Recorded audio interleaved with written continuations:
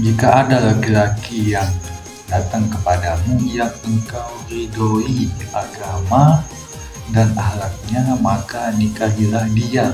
Di sana itu Rasulullah itu tidak pernah mengatakan jika ada laki-laki yang datang kepadamu yang agama dan akhlaknya baik, nikahilah dia. Jadi konsep semacam ini banyak banyak yang salah paham tentang makna sekupu, atau mungkin dalam dalam di zaman-zaman ini kita kenal kayak kayak independent woman, high value, laki-laki itu mesti begini, perempuan itu mesti begini. Ternyata semuanya itu salah. Jadi yang dikatakan dengan sekupu di dalam di dalam yang diucapkan oleh Rasulullah itu beda. Tolong disimak video penjelasannya. Itulah kenapa laki-laki yang soleh itu belum tentu baik bagi kamu, dan juga perempuan yang soleha belum tentu juga baik bagi kamu. Jadi di sana itu dikatakan jika ada laki-laki yang datang kepadamu yang engkau ridhoi, yang kamu ridhoi agama dan akhlaknya, maka nikahilah dia. Ya, jadi itulah sebabnya walaupun dia soleh belum tentu itu akan baik buat kamu. Walaupun perempuannya soleha belum tentu juga baik untuk kamu. Kadang ada yang soleh itu tidak sejalan dengan kita. Ada laki-laki ataupun perempuan kadang-kadang bisa tidak sejalan. Jadi di video kali ini saya itu ingin menjelaskan kepada kalian apa itu mana sekupu atau mungkin sepadan. Jadi apa yang dimaksud di dalam ayat tadi yang mengatakan jika ada laki-laki yang datang kepada kamu yang kamu ridhoi agama dan akhlaknya, maka nikahilah dia. Maksudnya ayat di sini dia itu ngomong tentang watak, tingkah laku, atau mungkin sifat. Itu yang dibahas di sana. Jadi yang kamu ridhoi di sana. Makanya ada kita dikasih bukti-bukti lewat sahabat-sahabat Nabi, atau mungkin ustaz-ustaz, atau mungkin kiai-kiai. Banyak juga rumah tangganya yang cekcok, yang mengatakan bahkan sampai berpisah.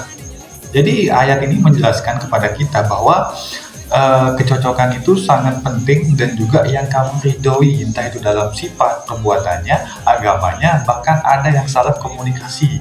Bisa juga komunikasinya tidak jalan, atau mungkin ada suatu quotes yang mengatakan begini, kalau kita sudah menikah itu yang penting bagaimana kita itu bisa menciptakan komunikasi yang baik. Kemudian ada perempuannya suka makan asin, atau mungkin kita itu suka makan yang pedas, bagaimana kita itu bisa menciptakan yang namanya sakinah tadi. Jadi sedangkan yang dimaksud di sini itu sifat, entah itu sifat dalam rasa kesukaan, hobinya, dan segala sesuatu yang mencakup semuanya itu. Jadi tidak semua laki-laki yang soleh itu akan bisa menjadi pemimpin rumah tangga yang baik buat kalian. Jadi di sana itu tidak ada mengatakan yang engkau ridhoi agama dan akhlaknya. Jadi yang dimaksud di sini sifatnya, hobinya, semua yang dia lakukan, kegiatannya apapun. Sebab setiap manusia itu kan akan berbeda-beda, sifatnya masing-masing tidak akan sama. Ada yang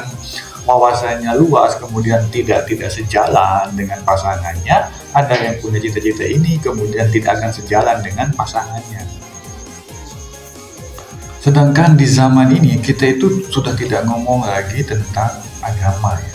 Ada banyak sekali profesi-profesi kayak semacam jadi pelaut, jadi polisi, jadi TNI, kemudian ada yang aktif di sosmed, ada yang jadi tukang rumput. Jadi maksudnya di sini yang engkau ridhoi agamanya dan juga akhlaknya, peranainya, sifatnya, entah itu dalam segi pekerjaan, atau mungkin dalam segi akhlak, sifat, wataknya, kebiasaan dia, hobi-hobi dia. Maksudnya di sini kebiasaan itu yang baik-baik ya, yang baik-baik, bukan yang nggak baik kayak minum mabuk. Jadi enggak, maksudnya aku ngomong gini, peranai dia yang baik-baik, kemudian hobi dia yang engkau ridhoi, maka nikahilah dia. Itu maksudnya ya. Sedangkan yang kita lihat di zaman-zaman ini ada yang teriak-teriak heboh-heboh begitu dia melihat, atau mungkin uhti, atau mungkin ahi yang berpenampilan bagus sampai teriak, "Wih calon imam, calon makmum." Nah semacam itu. Jadi di dalam konsep yang aku bahas ini, jadi nikahilah laki-laki yang engkau ridhoi.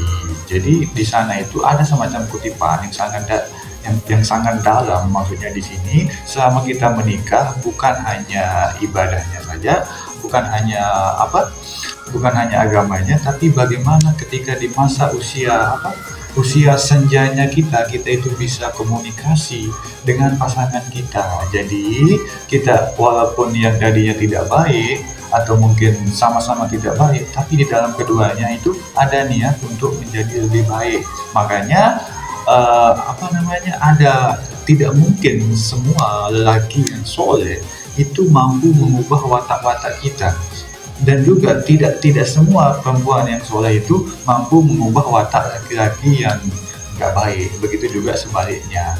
Jadi sedangkan kita itu sudah dikasih contoh dalam cerita-cerita nabi-nabi bahwa semua yang ada di dunia ini tidak mungkin kita itu akan mampu untuk mengubah segala sesuatu itu sebelum dia itu mendapatkan ilham atau mungkin hidayah lewat Tuhan. Contohnya kayak Nabi Nuh, kemudian Nabi Muhammadnya tidak ikut. Jadi yang di luar itu bukan kendalinya kita, yang jadi pengendalinya kita itu yang ada di dalam. Jadi maksudnya yang dikatakan dengan sekufu ini, kita itu bisa menerima, mampu menjadi lebih baik, entah itu walaupun setengah soleh atau mungkin alim. Jadi kita itu mampu, ada keinginan untuk berubah sifat-sifat kita menjadi lebih baik. Oke, di dalam agama mengatakan kalau kita ingin menikah, lihatlah agamanya, rupanya, kemudian hartanya, kemudian silsilahnya. Oke, sah saja. Tapi semua di kalangan kita itu semuanya beragama kan. Ini yang aku bahas, ini khusus untuk Islam ya. Semua yang datang kepada kita itu laki-laki yang beragama Muslim.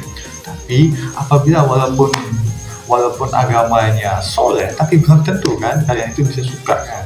Kadang ada juga yang ke bawah halu sampai menikah, seandainya menikah dengan dia begitu aku itu akan bahagia. Ada juga umpama semacam itu. Jadi poinnya di sini yang sejalan dengan kamu, yang apabila kita di masa tuanya, kalau kita komunikasi itu lancar, kemudian saling memahami gitu.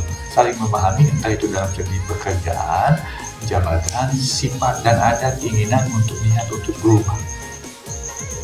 Jadi yang dikatakan dengan menikahlah jika ada laki-laki yang datang kepadamu yang engkau ridhoi agama dan akhlaknya, itu maksudnya apabila diajak komunikasi nyambung, apabila diajak bercanda nyambung, apabila dalam segi bercanda ada yang beda, ada yang enggak, oke sah saja, tapi dalam itu ada istilahnya saling memaafkan.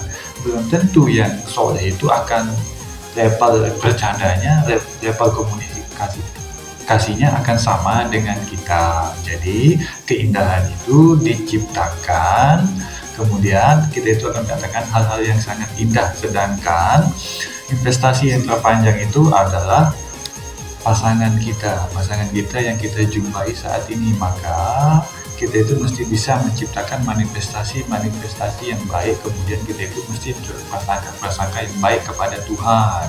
Jadi belum tentu yang soleh itu mampu memimpin, belum tentu yang perempuan yang soleh itu juga mampu memimpin. Jadi kita itu belajar yang di luar konteks kesolehan tadi yang dikatakan dengan sekufu. Sekufu tadi yang maksudnya dalam segi bercandanya, dalam segi komunikasinya, dalam segi hobi, dalam segi pekerjaan. Bagaimana kita itu bisa meridhoi segala sesuatu tadi. She's alone,